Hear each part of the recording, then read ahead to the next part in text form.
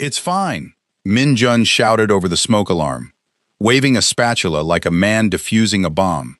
It's under control. Nothing about this is under control, Jay called back from the table, not even looking up from his phone. Zara poked one of the pancakes with a fork. It didn't move so much as it resisted. Dad, I think this pancake has a passport. It's been through customs. It's seen things. The table erupted into laughter. Amina, decorating cupcakes at the counter, smiled without looking up. You could just let me cook breakfast, she said. Absolutely not, Min Jun said, setting the pan down with the pride of a man serving a 5-course meal. I am improving, slowly, but improving. You said that 4 months ago, Noah said. I meant it 4 months ago too. Jay cleared his throat. Something in his posture changed. He reached under the table and pulled out a thick folder, setting it down in the middle of the syrup and coffee cups. We've had a family meeting. Family meetings, Min Jun said carefully, never end well. Written across the folder, in Zara's unmistakable oversized marker handwriting, Operation Marry Mom. Min Jun nearly dropped his coffee. Amina choked on hers. What is this? Last time, Zara said, grinning so wide it looked like it hurt, we interrupted your wedding. Today, we're planning one. 6 months, Noah said, sliding the folder closer. You two have been figuring things out for 6 months. We did the math. At this rate, you'll get married the same year Zara graduates college. I'm 16, Zara said. That's not a compliment to your pace. Min Jun opened his mouth, closed it, opened it again. Before he could find any words at all, the television above the pastry case cut to a breaking news banner. Chairwoman Ha Eun-kang has returned to Korea after 8 years abroad, sources confirming her arrival this morning ahead of the company's highly anticipated merger announcement. Min Jun's smile disappeared like it had never existed. So, Amina said quietly, setting down her cup. She's back. Why does the mention of one woman's name undo a man who once stood down 300 wedding guests and a room full of television cameras? Who is Chairwoman Kang, and why has Min Jun never once mentioned her in 6 months of rebuilding his life? Before we go further, tell us in the comments what time it is right now wherever you're watching from, and which country you're tuning in from tonight. Some of you just finished dinner.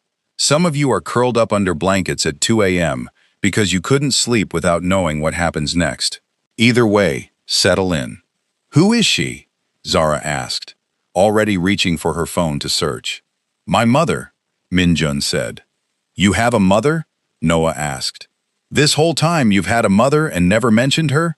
There wasn't a good moment. Dad, we found out you had 3 secret kids at your own wedding. There's never going to be a good moment for anything in this family again. You should just start leading with the worst part. Min Jun didn't laugh. That, more than anything, told them how serious this was.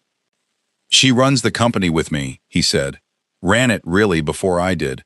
She's been in Switzerland for 8 years. We don't talk much. Why not? Jay asked. Min Jun hesitated. It's complicated. Everything in this family is complicated, Zara said. We're used to it. Is she scary? Noah asked. Extremely, Min Jun said, without a trace of humor. Scarier than the paparazzi that camped outside for a week after the wedding? Zara asked. Different kind of scary. The paparazzi wanted a photo. My mother wants a spreadsheet of every reason this is a bad idea, and she will have already written it before she walks in the door. So she's basically a villain, Zara said. She's not a villain, Min Jun said, more sharply than he meant to. Then softer. She's just careful, in a way that costs people things. Jay studied his father's face for a long moment. Costs people like you? Min Jun didn't answer that either. That, too, told them everything. That night, Jay found Noah in their shared bedroom and said what had been sitting in his chest all evening. You notice he didn't actually answer Zara's question? Which one? Why he doesn't talk to his own mother? Noah shrugged. Maybe some things take longer than 6 months to explain. Or maybe, Jay said, some things run in the family. You think Dad's scared of her the way we used to be scared of finding out who our dad even was? Jay didn't answer right away. I think fear looks the same on everybody. Rich, Poor, billionaire, teenager, doesn't matter. 6 months had passed since the wedding that wasn't, and this family had rebuilt itself one clumsy Tuesday at a time. Min-jun still burned things. He still didn't understand basketball. Dad, you can't just yell "shoot it" every time someone touches the ball. Why not? It worked twice. It did not work twice. You yelled it during a free throw, and the kid missed because you startled him. That sounds like a him problem. It sounds like a you problem, Dad. I refuse to accept that. Jay had started asking for driving lessons, not because he needed them, but because it was 20 minutes where nobody had to perform. You're gripping the wheel like it insulted your mother, Min-jun said once. You're one to talk. You almost hit a mailbox last week. That mailbox came out of nowhere. It's been there 30 years, Dad. Then it should have moved by now. That's not how mailboxes work. I'm aware of how mailboxes work, Jay. Are you, though? Zara, for her part, had made it her personal mission to embarrass her father at every possible opportunity, which he seemed to find far less humiliating than she intended. Dad picked me up from school in a suit again, she announced at dinner one night. Do you know what that does to my social standing? I came straight from a board meeting. You could have changed in the car. I don't keep a change of clothes in the car, Zara. Well, maybe you should, for the sake of my reputation. Your reputation survived 300 wedding guests watching me have a breakdown at my own wedding.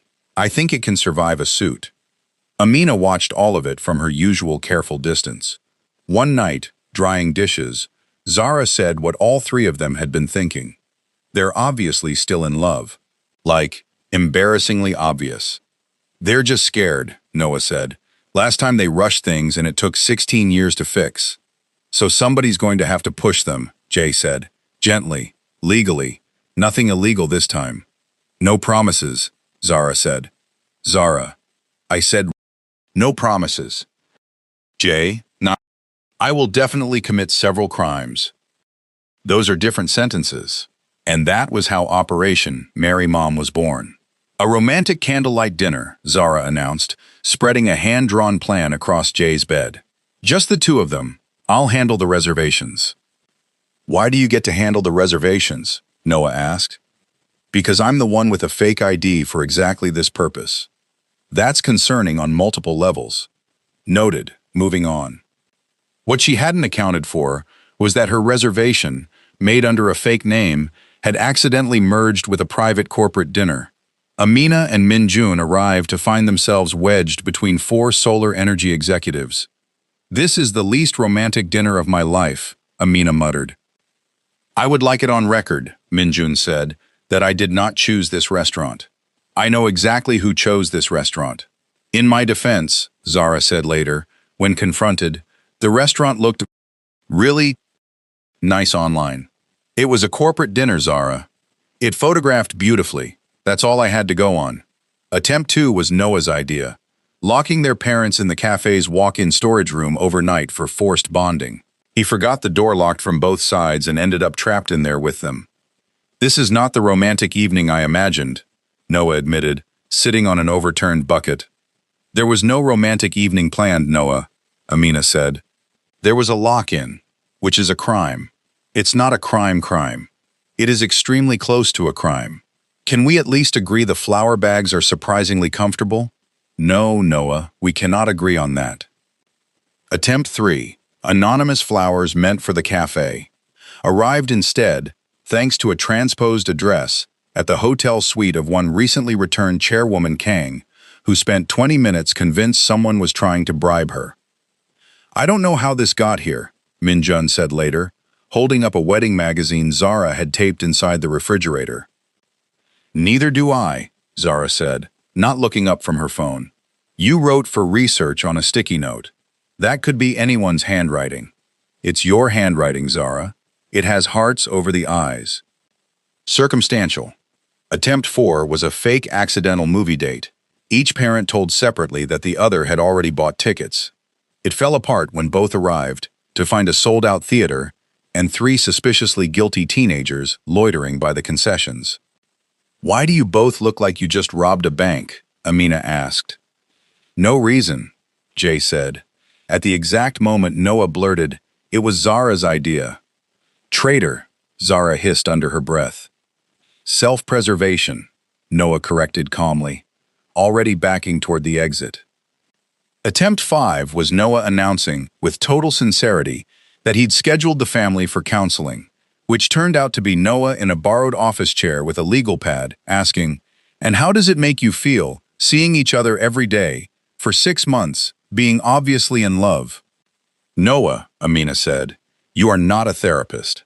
I watched several videos. That does not qualify you.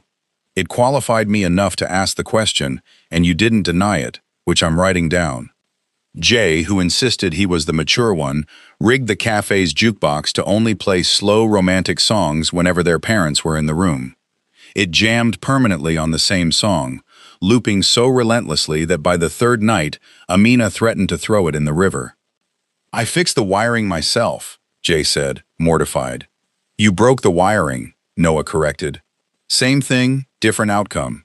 "Those are not the same thing, Jay. Those are opposite things. I understand that now."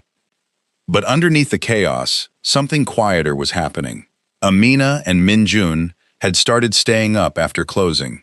Just the two of them, wiping counters that didn't need wiping, talking about nothing and everything.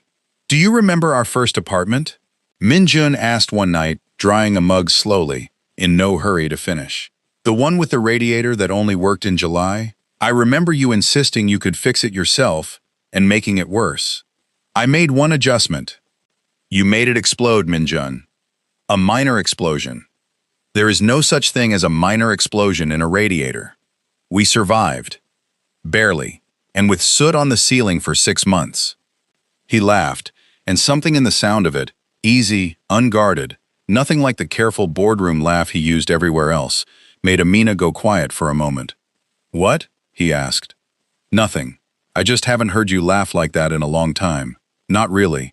Not since before. I haven't had much to laugh about like that. Until recently. 16 years is a long time to go without laughing properly." "It is," he agreed. "I don't intend to go that long again." They didn't say anything else for a while after that. They didn't need to. The silence between them had stopped being something either of them was afraid of. "They know we know, right?" Zara whispered to her brothers one night, watching from the stairwell as their parents laughed together over closing chores. And like, they have to know by now. "I don't think they care anymore," Jay said. "I think that's the point. Is it possible to fall in love with the same person twice? And if you do, does it count as a second chance? Or is it just the first one, finally finished?" Ha-Yun Kang walked into the cafe for the first time on a Tuesday morning, and the whole room seemed to hold its breath. Silver-streaked hair pulled back with precision, a coat that cost more than the cafe's monthly rent, eyes that missed nothing. "You must be Ha-Yun," Zara said, sticking out a hand. "I've heard so much about you. Well, actually, I've heard almost nothing about you, which is kind of the problem, but—" "Zara," Amina said quietly, "I'm working on it." Hafing shook her hand once, precisely, and said nothing. "I'm Noah," Noah said, offering a small wave. "We have the same nose, apparently. Dad said so." "Did he?"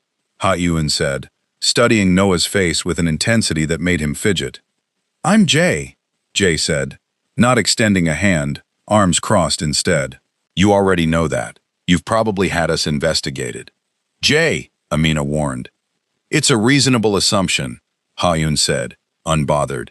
"And yes, I have." "See?" Jay said. "We're being evaluated. You are being met." Ha-Yun corrected. "There is a difference, though I understand your skepticism." "Definitely," Noah murmured to Jay under his breath. Later, Ha-Yun sat across from her son at the same small table where he'd once been told for the first time that he had a family. "I don't object to the children," she said. "Understand that." "Then what is this?" "Timing. The merger closes in 3 months. Every shareholder, every board member, every reporter is watching this company for any sign of instability. It is a story, Minjun. And stories move markets. They're not a story. They're my children. I am aware." For a moment, something almost gentle crossed her face. Acknowledge them after the merger closes. Quietly, for now, keep your distance. And if I don't? She didn't answer. She didn't have to. You did the same thing to me once, Minjun said quietly. When I told you I was marrying Amina the first time, you told me to wait, to think about optics. I waited, and look how that turned out. That is not a fair comparison, isn't it? Hyun's jaw tightened, but she said nothing. Jay heard every word from the doorway. He didn't say anything when he walked back into the kitchen. He didn't need to. What happened? Noah asked. Nothing, Jay said, which was the loudest possible way of saying everything. That night, in the dark, he finally said it out loud. I knew this was temporary. Jay, 16 years I waited for him to choose us. It took one phone call from his mother for him to start thinking about timing again. He didn't agree to anything, Noah said. You heard him. He pushed back. He hesitated first. I heard that too. Everyone hesitates, Jay. Not everyone gets a second chance to prove they won't. Will Minjun choose his family again, the way he did in that cathedral 8 months ago? Or was that easier, because there were cameras watching then, and there's no audience now but the people who actually matter? The tabloids found them within the week. Photographers camped outside the cafe. A blurry photo of Zara tripping over a curb became a meme within days, captioned with jokes about the accidental heiress. It's fine, she told Noah, scrolling through her phone with a carefully blank expression. It's actually kind of funny. You don't have to pretend it's funny. I'm not pretending. A pause.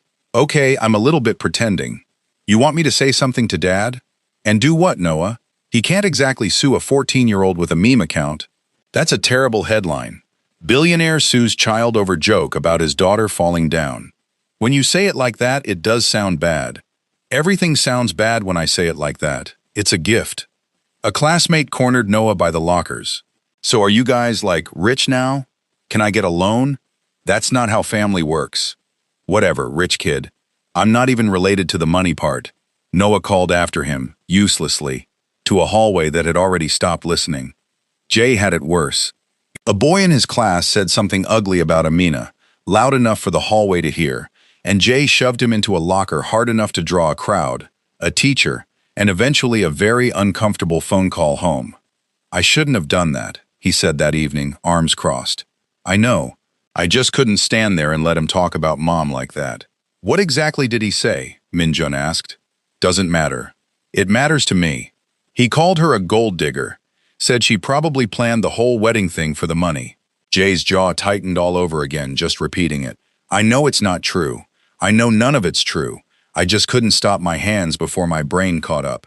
I'm not happy about the shoving, Minjun said, but I understand the instinct. That doesn't make it okay. It just makes it human. I'll apologize. To the school, not to him. Baby steps, Amina said. She didn't excuse what he'd done, but she also understood, better than anyone, what it felt like to want the noise to stop. Mom, Jay said quietly, does it bother you? What people say? Amina considered the question honestly, the way she always did. It used to. 16 years of people assuming things about a woman with 3 kids and no husband will do that to you. It bothers me less now, because I have proof it isn't true, sitting at my dinner table every night, eating burnt pancakes. He said something to me too, actually, Zara added. He said, congratulations. Your family is the strangest thing I've ever covered, and I mean that as the highest compliment I'm legally allowed to give. That's oddly sweet for a tabloid reporter, Amina said. I know. I almost cried. Then I remembered he's the one who started the accidental heiress meme, and I stopped almost crying. Understandable. For what it's worth, Jay said, I've never once thought any of it was true. Not for a second. I know. That's actually what helped the most. More than anything anyone in a newspaper ever wrote. Noah wandered in halfway through, holding his phone. The meme account made a follow-up post. It says Zara has main character energy. That's actually a compliment, Zara called from the next room. I know. I told them to say something nicer and they said it already was nice. See, this is why we don't let Noah handle PR. I handled it fine. You handled it adequately.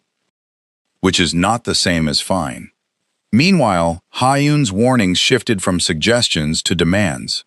6 months, she told Min-jun. Distance yourselves publicly, let the merger close, and live however you like. You said 3 months a week ago. The timeline moved. Timelines don't move on their own, Mother. Someone moves them. The board is nervous. I am managing nerves. That is my job. So will my family, Min-jun said. Every single time you ask. You're gambling everything I built. I'm not gambling anything. I already know what I'm choosing. I'm just waiting for you to stop asking me to pretend otherwise. You say that so easily now. I've had 16 years of practice not saying it. I'm done being quiet about who matters to me. Why does a woman who built an empire from nothing seem more afraid of a family dinner than a hostile takeover? What is she really protecting? The night before the shareholders' meeting, Min-jun didn't sleep. The next morning, the hall was packed. Board members, shareholders, a wall of cameras. Everyone expected a calm denial. He walked in holding Jay's hand. Noah on one side, Zara on the other, waving awkwardly at the cameras. Amina beside him. I know what you're expecting me to say, he began. That this is a private matter, unrelated to the company. That would be a lie, and I'm done lying about who matters to me. Murmurs rippled through the room. This is my family, all 4 of them. I missed 16 years with my children because I let pride and silence make my decisions once already. I am not doing that again. Not for a merger, not for headlines. A board member near the front stood halfway up. Mr. Kang, with respect, the shareholders deserve to understand how this affects. It doesn't affect the numbers, Min-jun said. It affects me. There's a difference, and I'd like this company to start understanding it. If acknowledging them costs this company the merger, he continued, so be it. You can rebuild a company. You cannot rebuild 16 lost years. The silence stretched until Zara leaned toward the nearest microphone and murmured, so, no further questions. And a ripple of surprised laughter broke the tension. By evening, the merger had collapsed. The stock dropped hard enough to make its own headline. Did we just lose everything? Noah asked quietly, back at the apartment. We didn't lose anything that mattered, Min-jun said. Even he didn't sound completely certain. What if the board tries to remove you? Jay asked. Can they do that? They can try. Are you scared? Min-jun thought about it honestly before answering. The way he'd learned to do around these 3. A little, but I was more scared of the version of tonight where I said nothing. That fear was worse. It's been worse for 16 years. Ha-eun left without a word. Nobody heard from her for 4 days. Did the family just watch Min-jun throw away everything he built? And if he did, was it worth it? She reappeared at the cafe on a quiet Tuesday, alone, no assistants, no cameras. She ordered a coffee like any other customer. What does Noah like to eat? She asked Amina, not quite meeting her eyes. For his birthday. He likes the cinnamon rolls. He's been eating them since he could hold a fork. And Jay, what university does he dream about? He hasn't said. I think he's scared to want something that big out loud. Ha-eun nodded slowly. Then, almost sheepishly, why does Zara insist on calling me Your Majesty? Amina laughed despite herself. Because you walked in looking like actual royalty and scared the life out of all of us. It stuck. I did not intend to be frightening. You wore a coat that cost more than our monthly rent to meet your grandchildren for the first time. It was always going to be a little frightening. For the first time since anyone had met her, Ha-eun laughed. A real laugh, short and surprised, like it had been locked away and only just found the door. Can I ask you something? Amina said, emboldened. Why now? You could have stayed away. Let the lawyers handle everything from a distance. The way you handle most things, I guess. Ha-eun was quiet for a long moment. I watched my son stand in front of his entire board and choose a family over a company. I have spent my whole life believing those were mutually exclusive. It turns out I was simply too afraid to test the theory myself. What were you so afraid of? Losing something I couldn't get back. I've done it before. She didn't elaborate, and Amina didn't push, but something in the older woman's face suggested there was a story there, one she wasn't ready to tell yet. I heard that, Ha-eun said one evening, when Zara called her basically a very rich, very intimidating toddler learning how to human from the next table. "I meant for you two," Zara said, and Ha-Huen's mouth twitched, almost, into a smile. "You're not going to fire me for insubordination? You don't work for me, Zara. Yet. I would genuinely fear for the company." She learned Noah liked his cinnamon rolls slightly underdone and started requesting them that way. She sat through one of Jay's basketball games in a coat and sunglasses that fooled no one, left before the buzzer, and came back for the next one anyway. She asked to see one of Zara's wedding Pinterest boards purely out of curiosity and spent 20 minutes critiquing floral arrangements. "You have a real eye for this," Zara said. "I built an empire on details other people overlooked," Ha-Yun said. "Flowers are not so different." "Careful, Grandma. Keep talking like that, and I'm officially putting you on the wedding planning committee. No takebacks." I would accept that position. That was a joke. I was not joking. One afternoon, Zara found Ha-Hyun sitting alone at a corner table, staring at an old photograph on her phone that she quickly tried to put away. "Who's that?" Zara asked, sliding into the seat across from her uninvited, the way she did everything. "No one important." "You looked at it like it was someone very important." Ha-Hyun was quiet for a long moment. "Someone I lost a long time ago. Before your father was even born, really." "You don't have to tell me." "I know. I find that I want to, strangely enough. It's been a long time since anyone asked." "Okay," Zara said, softer than her usual register. "I'm listening. No headset even." "That is generous of you." "I'm a generous person, Grandma. It's one of my best qualities." Ha-Yun almost smiled. She didn't finish the story that day. Some doors take longer than an afternoon to open all the way, but she didn't close it either, and for the two of them, that was its own kind of progress. Months passed. Everyone assumed operation. Mary Mom had quietly been abandoned. It had not. It was Min Jun himself who finally made the decision. Not from a scheme, but from a realization that felt less like a discovery and more like something he'd always known. Every major decision of his life had been made out of fear. This one wasn't going to be like that. He closed the cafe early on an ordinary Thursday. Only family remained. "Is this a maintenance thing?" Zara asked, looking around at the low lights and the absence of customers. "Because it doesn't smell like maintenance. It smells like Dad's cologne and nerves." "Zara," Amina said. "Sit down." He knelt in front of Amina. "Amina, the first time I married you, I was too young to understand what love costs. This time, I don't want easy. I want to earn it, every single day, for as long as you'll let me." He held out a simple ring. "Will you marry me?" Zara's hand flew to her mouth. Noah grabbed Jay's arm without looking away. Jay didn't move at all, like he was afraid the moment would end if he did. Before Amina could answer, the cafe door chimed. Ha-Yun stood in the doorway. She crossed the room and set something small and gold on the table, an old, worn ring. "It belonged to Min Jun's father," she said. "I have carried it for 8 years and never found the courage to give it to anyone." She looked at her son. "I spent my life protecting a company. I forgot to protect my family. Mother, let me finish. I have practiced this on the flight over, and I will lose my nerve if you interrupt me." Min Jun, still kneeling, said nothing. She turned to Amina, composure cracking completely, tears slipping free. "If you'll allow me, I would like to gain a daughter, properly, not evaluated, just welcomed." The cafe was utterly silent.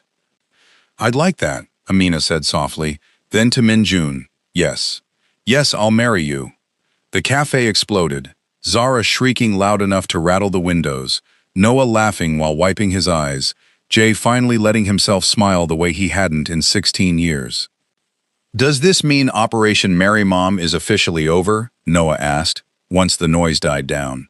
"Absolutely not," Zara said. "This is just Phase 2. Phase 2 is the wedding itself. I've already started a folder." "There is a folder?" Min Jun asked, alarmed. "There is always a folder, Dad. Get used to it." "What's in Phase 3? Jay asked, half joking. "Grandkids," Zara said, without missing a beat. "Zara, I'm just saying.